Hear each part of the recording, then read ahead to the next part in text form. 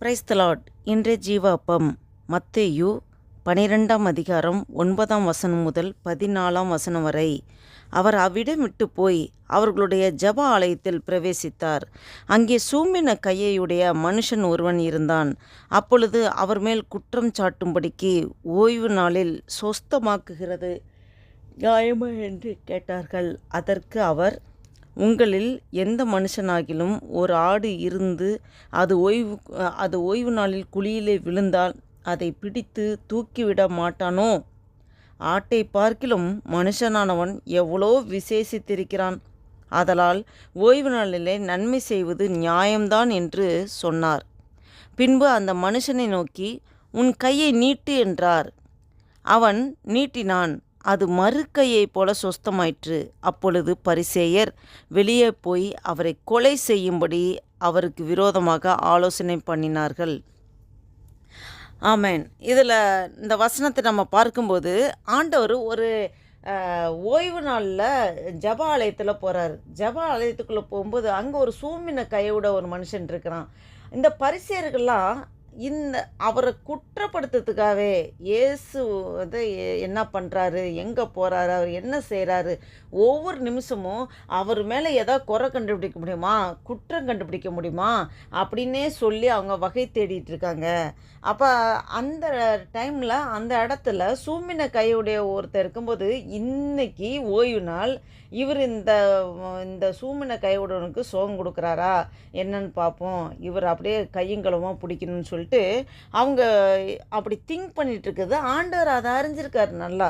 அப்போ அவர் அதான் அவர் கேட்குறாரு, நீங்கள் வந்து ஓய்வு நாளில் சொஸ்தமாக்குகிறது, அது வந்து இப்போ சொஸ்தமாக்குறதுக்கு ஆண்டவர் முற்பட போகிறாருன்னே, நீங்கள் ஓய்வு நாளில் சொஸ்தமாக்குறது நியாயமா அப்படின்னு சொல்லி அவங்க கேட்குறாங்க. இந்த மாதிரி சூம்பின கையோட ஒருத்தனை வந்து வந்திருக்கான், சரி இவர் சுகப்படுத்துவார்னு சொல்லிட்டு. அப்போ அதுக்கு தான் ஆண்டவர் சொல்கிறாரு, நீங்கள் வந்து எந்த மனுஷனாவது இப்போ வந்து ஒரு ஆடு குழியில் விழுந்துட்டுனா நீங்கள் தூக்கி விட மாட்டிங்களா? ஏன்னா ஆடுகள் வந்து இந்த பலி கொடுக்கறதுக்காக அவங்க வந்து அது வந்து பிரதானமாக வச்சுருக்காங்க. அதுக்கு வந்து அவ்வளோ வந்து ஒர்த்து கொடுத்து வச்சுருக்காங்க.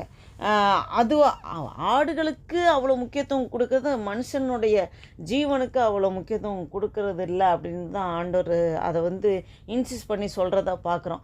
அப்போ ஆடுக்கு ஒரு குழியில் விழுந்தால் நீங்கள் தூக்கிவிட மாட்டிங்களா? அப்போ ஆட்டை பார்க்கலாம் மனுஷனை எவ்வளோ விசேஷித்திருக்கிறான். மனுஷனை விசேஷத்தை பாத்திரமா ஆண்டவர் படைச்சி வச்சுருக்காரு. ஆடுகள் வந்து ஆட்டை பார்க்கிலும் மனுஷன் விசேஷித்த பாத்திரம் ஆண்டு சொல்கிறார். அப்போ அவங்க எவ்வளோ முக்கியம் அப்படின்னு சொல்லி நீங்கள் ஓய்வு நாள் அப்படின்னு சொல்லி சொல்கிறீங்களே, ஜீவன் ரட்சிக்கிறதுக்கு, ஜீவனை ரட்சிக்கிறதுக்கு எவ்வளோ முக்கியமான ஒன்று, அதுதானே முக்கியம் அப்படின்னு சொல்லி ஆண்டவர் அதை ரொம்ப இன்சிஸ்ட் பண்ணி சொல்கிறத பார்க்குறோம். அப்படி அவங்க இப்படி குற்றம் படுத்துகிறாங்கன்னு தெரிஞ்சும் கூட ஆண்டவர் உடனே அந்த ஓய்வு நாளில் அந்த சூம்பின கையை உடையவனுக்கு ஆண்டவர் கையை நீட்டினோடனே அது நீட்டினது மறுக்கையை போல் அது அந்த கை மாறிடுது, சொஸ்தமாயிட்டாங்க. அப்போ பரிசேயர்கள் இதை பார்த்துட்டு கண்டிப்பாக இவர் கொலை செய்ததே பட வேண்டும், இவர் வந்து தண்டனைக்குரியவர்னு சொல்லி அவங்க வந்து இவருக்கு விரோதமாக மீட்டிங் போட்டு இதை ஒரு பிளான் பண்ணணும்னு சொல்லி பரிசேயர்கள்லாம் முடிவு பண்ணுறாங்க.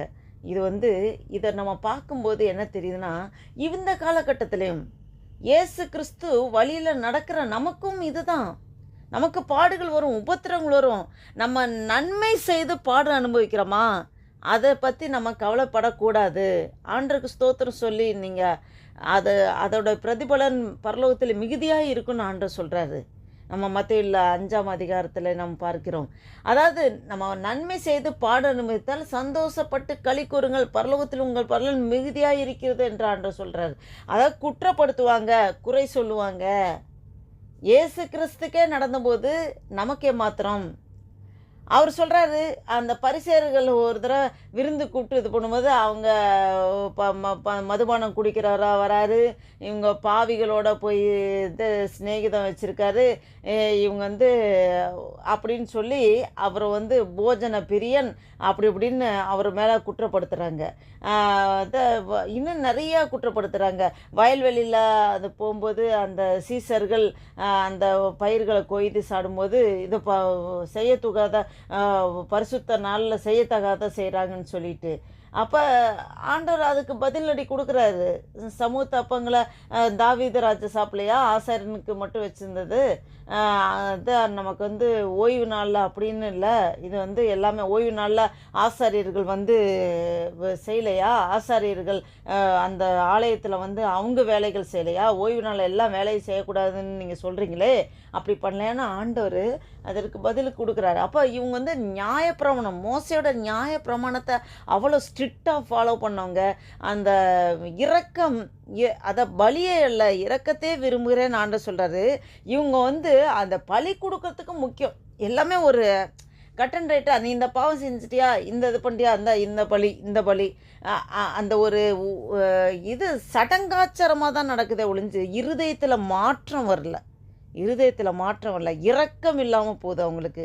இரக்கத்தை தான் ஆண்டவர் எதிர்பார்க்குறாரு. அந்த கன்சர்ன் ஒரு ஹார்ட், அந்த நியாய பிரமாணத்தின்படி ஃபாலோ பண்ணுறங்க. கல்கள்னால் எழுதப்பட்ட பிரமாணம் அந்த இருதயம் கல் போல் அவங்களுக்கு மாறிடுது. ஆண்டவர் அந்த இரக்கம், அந்த சாஃப்ட் நேச்சர், அந்த இருதயத்தில் ஒரு மாற்றம், அதுதான் ஆண்டவர் எதிர்பார்க்குறாரு. இவ்வேளையில் நம்மளோடு ஆண்டவர் பேசி கொண்டிருக்கிறார்.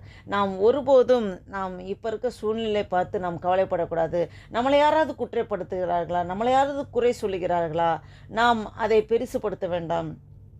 இயேசு கிறிஸ்துவை முன்வைத்து அவரோட அடிச்சூடுகளை நாம் பின்பற்றும்போது நமக்கும் இவ்வளோ எதிர்ப்புகள் வரும், போராட்டங்கள் வரும்.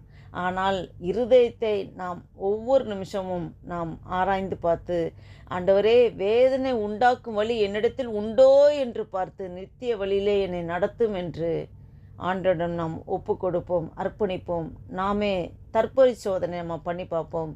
நாமே செல்ஃப் ரைச்சஸ்னஸ், நான் செய்கிறதெல்லாம் நியாயம், நான் செய்கிறதெல்லாம் கரெக்டு பர்ஃபெக்டு அப்படின்னு நாம் செல்ஃப் ரைச்சஸ்னஸை தேடாதபடி முற்றிலுமாக ஆண்டவரிடம் அர்ப்பணித்து ஒப்பு கொடுத்து, ஆண்டவரே, நான் எப்படி நடக்க வேண்டும் என்பதை நீங்கள் எனக்கு கற்றுத்தாங்கப்பா.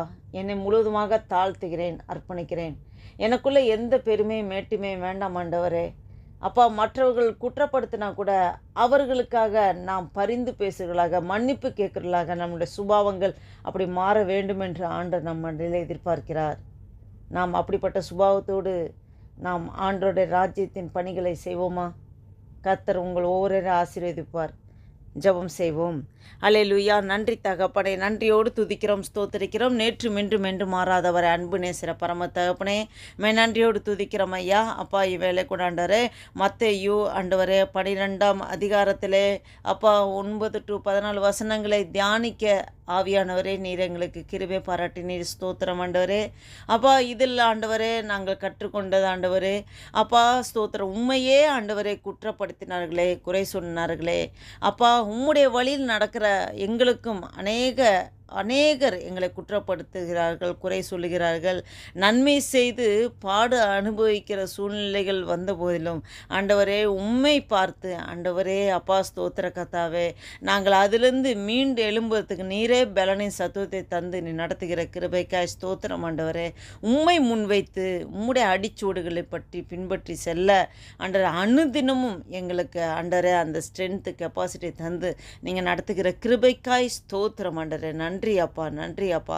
ஆண்டவரே, தாழ்மை உள்ளவனையே நோக்கி பார்ப்பேன் என்று சொல்லி ஆண்டவரே, ஆவியில் எளிமை உள்ளவர்கள் பாக்கியவான்கள், பரலோக ராஜ்யம் அவர்களுடையது என்று சொல்லி ஆண்டவரே, எப்பொழுதும் நாங்கள் ஆவியில் எளிமை உள்ளவர்களாக ஆண்டவரே எங்களை முழுவதுமாக தாழ்த்துகிறோம் ஆண்டவரே, அர்ப்பணிக்கிறோம் ஆண்டவரே. உடைய நாமம் மகிமைப்படட்டும். இந்த ஜூன் மாதம் 16ஆம் தேதி 2024 வருஷத்தை காணும்படியாக எங்களுக்கு ஜீவன், சுகம், பலன், ஆரோக்கியத்தை தந்து நடத்தி வர கிருபைக்காய் நன்றி செலுத்துகிறோம். ஆசீர்வதிங்கப்பா, பலப்படுத்துங்க. இந்த வீடியோவை பார்த்து கொண்டிருக்க கேட்டுக்கொண்டிருக்க ஒவ்வொரு மீதும் உம்முடைய அபிஷேக வல்லமை இறங்கட்டும் ஆண்டவரே. என்ன வந்தாலும் ஆண்டவரே, எந்த பாடுகள் வந்தாலும் பொறுமையோடு சகிக்கிற பலனை ஆண்டவரே அப்பா நீங்கள் எங்கள் ஒவ்வொருக்கு தந்து நீங்களே நடத்துகிறீர். அதற்காக நன்றி செலுத்துகிறோம் ஆண்டவரே. இந்த புதிய நாளில் உம்முடைய புதிய கிருபை பெற்றுக்கொண்டு உமக்கென்று சாட்சியை எழும்பி பிரகாசிக்க எங்கள் ஒவ்வொருவரையும் ஆண்டவரே உம்முடைய ஆவியினாலே அப்பா எங்களை நிரப்பி ஆசீர்வதிக்கிறதுக்காக ஸ்தோத்திரம். முக்கிய துதி கன மகிமையெல்லாம் செலுத்துகிறோம். இயேசு கிறிஸ்துவின் நாமத்தினாலே ஜெபிக்கிறோம் ஜீவனுள்ள நல்ல பிதாவே. ஆமேன், ஆமேன்.